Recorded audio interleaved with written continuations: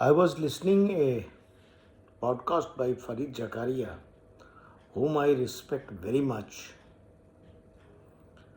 because of his sharp analysis and very philosophically deep insight.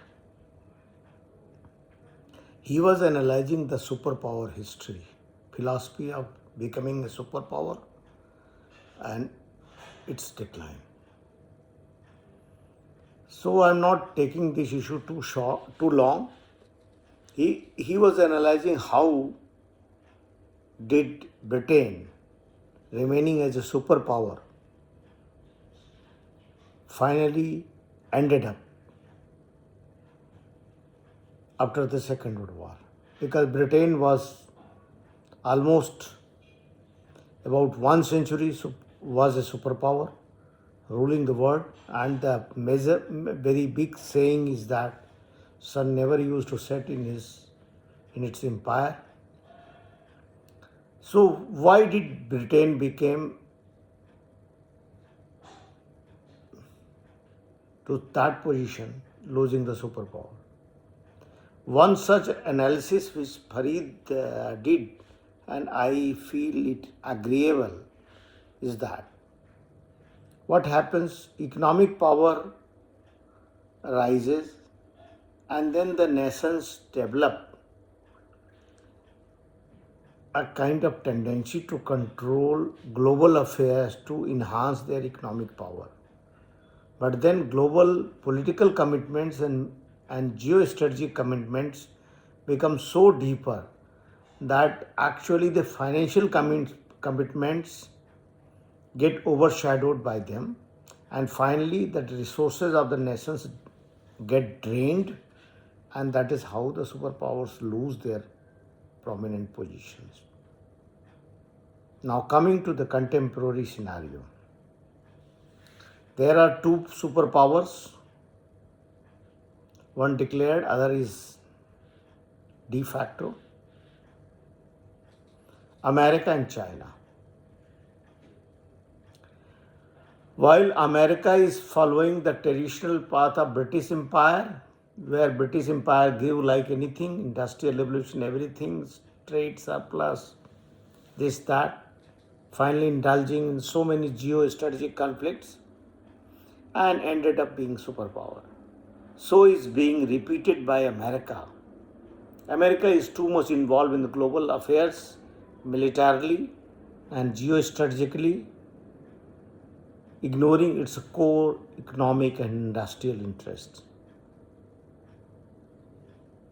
Vice versa, China is totally, almost visibly neutral in international conflicts and just trying to maximize its industrial, commercial, trade capacities.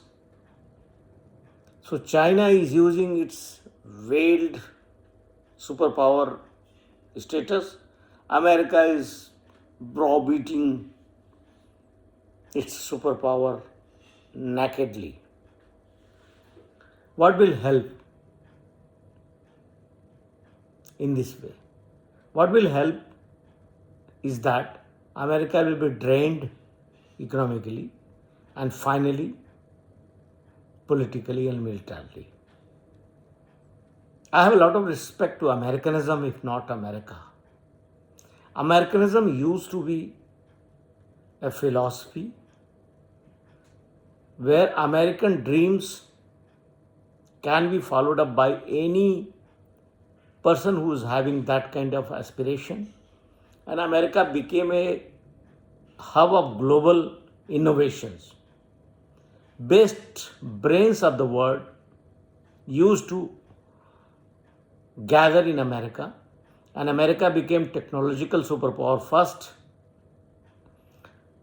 applied industrial power, global neutrality, and finally enhanced its industrial and economic capacity, and then of course became a declared superpower after the post-Second World War.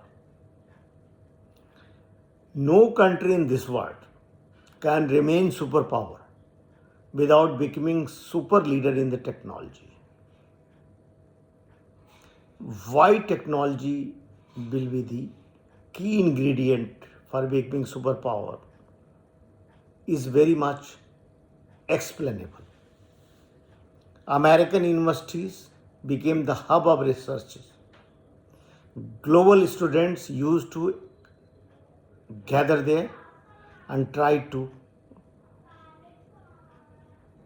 invent, innovate, and apply to the industrial and economic life. Making America legally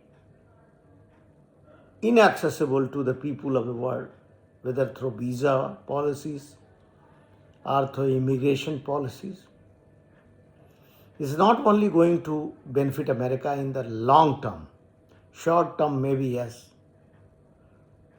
because the population wants protectionism, because who wants protectionism? Because who cannot compete? The global immigration pattern, inviting the best of the brains, best of the people dedicated to work, assembling in America, has threatened American local population in terms of productivity, in terms of their wage sensitivity. So if a government for short term has followed this process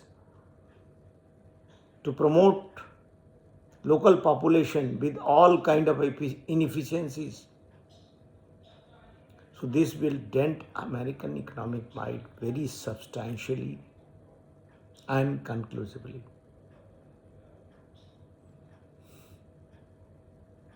I still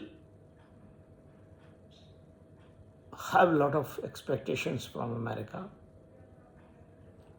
Why I like America? Not because only because it is a superpower, but because it is a technology superpower, it is a medical superpower, it is financial superpower, and over and above, it is democratic superpower. A country with democracy, a country with freedom of expression should be the guiding spirit of the humanity, not vice versa. A country can develop with faster pace, with faster application of technology, with faster application of manufacturing ecosystem, with cheaper products, subsidized or otherwise. But I have respect for America because of its democratic liberalism. And that is the reason I have decided that America needs very mature and prudent leadership. America should not be short tempered, short sighted, election oriented, which is a flaw in the democracy, that politicians do not rise above their elections. For them, remaining in power is more important than continuing the interest of the country. America is also suffering with that syndrome. Therefore, I have a strong respect and commitment to the Americanism. America has done tremendous leadership in the field of pharma, medical technology, in terms of ease of living. It is doing a lot of research on longevity and everything. I respect the American pharma industry, not for their capitalism but for their inventions and innovations. So, Americanism must be protected.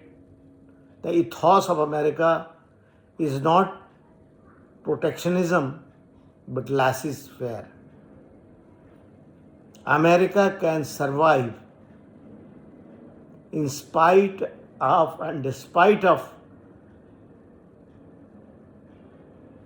cheaper economic products being dumped there. America has technology, America has a purchasing power.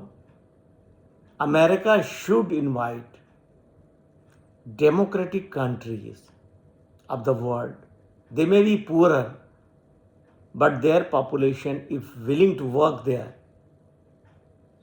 America should utilize this opportunity and try to develop it like anything.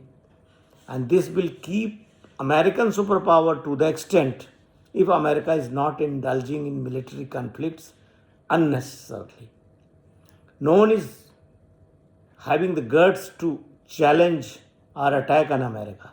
But if America is preemptively involving itself in various regional conflicts rather than resolving them, acting as a partner in attacks, then America is going to waste its energy for nothing.